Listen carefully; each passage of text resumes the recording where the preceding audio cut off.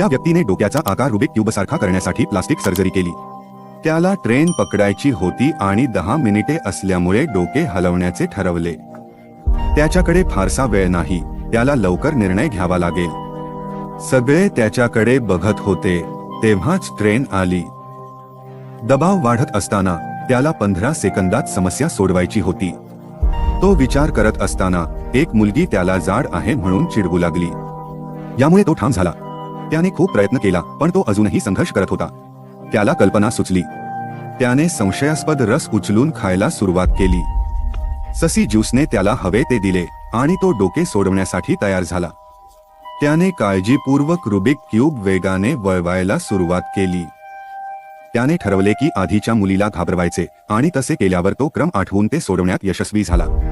त्याला 2 तास उशीर झाला आणि ट्रेन निघून गेली। कृपया टिप्पण्यांमध्ये सांगा की तुम्हाला लोणचे आवडते का।